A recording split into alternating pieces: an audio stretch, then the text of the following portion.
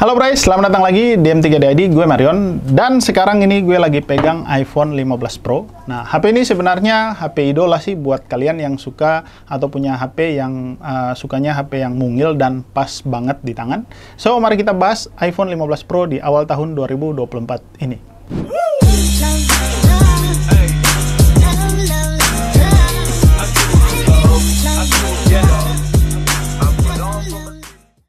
Oke, jadi yang pertama yang pengen gue bahas di iPhone 15 Pro ini, yang pertama tentu saja adalah spesifikasinya, gitu ya. Jadi, kita lihat yang pertama chipset. iPhone 15 Pro ini kan menggunakan chipset A17 Pro yang tentu saja sudah powerful banget dari tahun 2023 hingga tahun 2024 ini.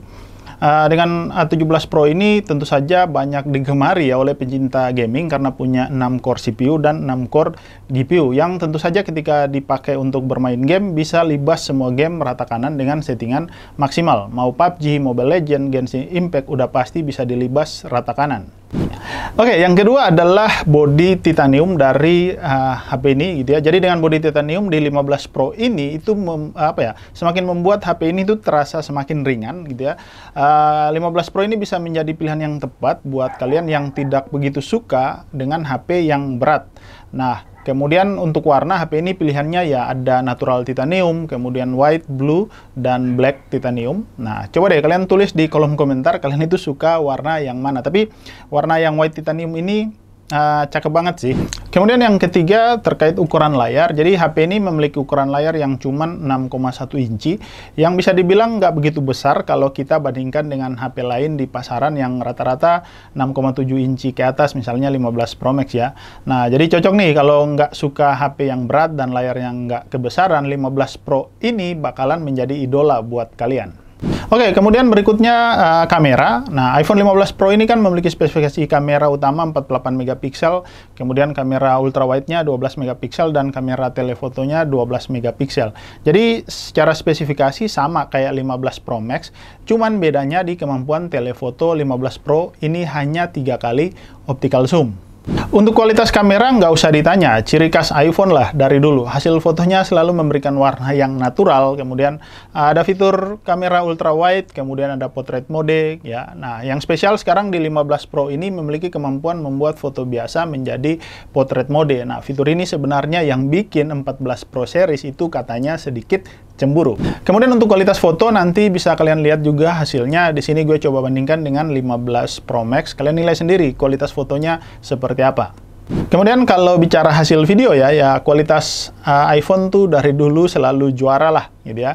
Karena bisa merekam hingga 4K 60 fps. Nah, yang menarik sekarang ada fitur ProRes-nya yang bisa diaktifkan kalau kalian menggunakan hard disk eksternal via USB Type-C. Sebagai contoh di sini gue pakai memory card aja, pakai USB Type-C konektor. Nah, ini bisa gue pasang seperti ini. Nah, bisa dipasang seperti ini, kalian lihat. Dan kita bisa mengaktifkan fitur ProRes 4K 60 fps.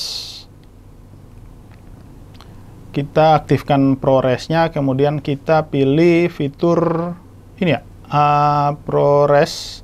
Oke, kita setting ke 4K atau 4K 60 fps.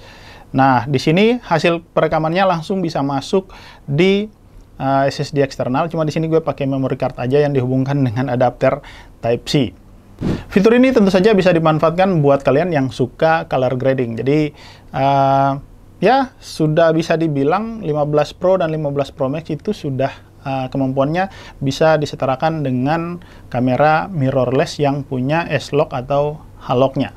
Untuk kualitas videonya bisa kalian lihat hasilnya. Di sini nanti gue coba bandingkan dengan iPhone 15 Pro Max punya gue, yang bisa dibilang spesifikasinya sama saja dengan 15 Pro ini. Kemudian berikutnya baterai dari iPhone 15 Pro ini. Jadi baterainya itu sekarang pakai lithium ya, 3274 mAh.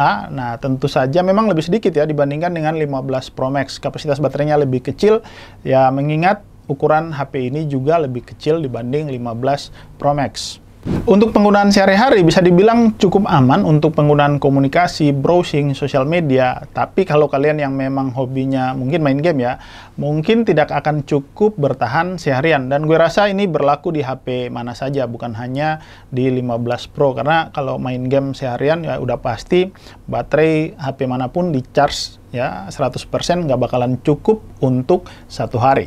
Misalnya di sini kita coba main game PUBG Mobile selama 15 menit itu habisin baterai 3%, main Mobile Legends 10 menit itu habisin baterai 2%, dan nonton YouTube selama 10 menit menghabiskan baterai sekitar 3%. Dari pengujian ini kalian coba estimasi sendiri apakah menurut kalian 15 Pro ini cukup buat penggunaan kalian selama satu hari. Tapi yang pasti dengan chipset A17 Pro ini itu membuat semua proses yang misalnya untuk main game dengan iPhone 15 Pro ini itu semakin efisien, sehingga penggunaan baterainya juga pasti akan lebih hemat.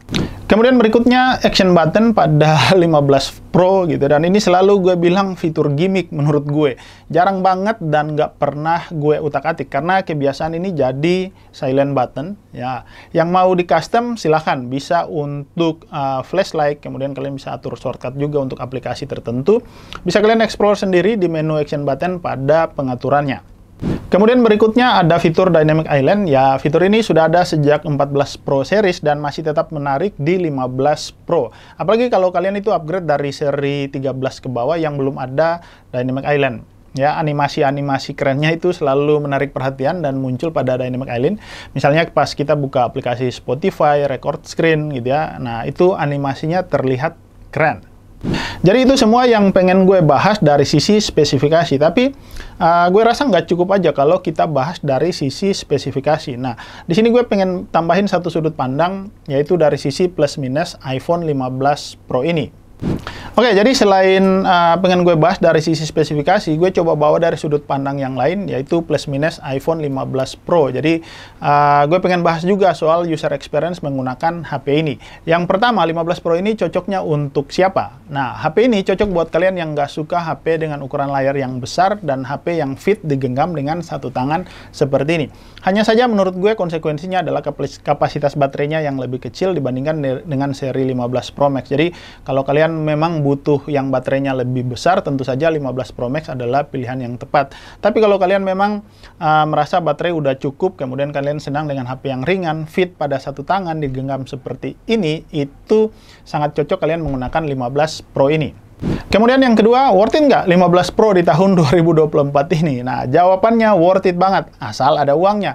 Karena HP ini sekarang dijual dengan kisaran 18.999 sekian, ya taruhlah hampir 19 juta di iBox, dan sekitar 17-18 juta di marketplace untuk storage yang 128 GB. Di harga ini kalian bisa dapat 14 Pro Max 128 GB. Walaupun sekarang emang 14 Pro Max itu juga udah nggak banyak dijual gitu ya. Oke, jadi kalian pilih yang mana, 15 Pro atau 14 Pro Max? Coba deh kalian tulis di kolom komentar, gue pengen tahu pendapat kalian. Nah, kalau gue, ya ini preferensi gue ya, jujur gue akan milih 14 Pro Max karena gue lebih senang dengan ukuran layar yang lebih gede gitu ya, dan baterai yang lebih awet. Nah, intinya masing-masing punya plus dan minus dengan pilihan harga masing-masing. Yang pilih 14 Pro Max bakalan punya baterai yang lebih gede, ukuran layar yang lebih gede juga.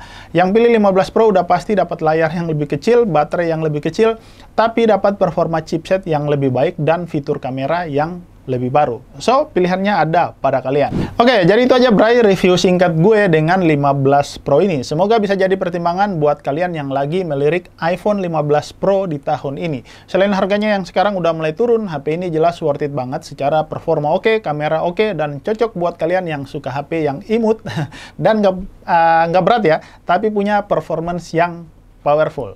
Dan yang terakhir, buat kalian yang belum subscribe seperti biasa, jangan lupa subscribe dulu dong channel M3D ID, kita menuju 2000 subscriber. Thank you!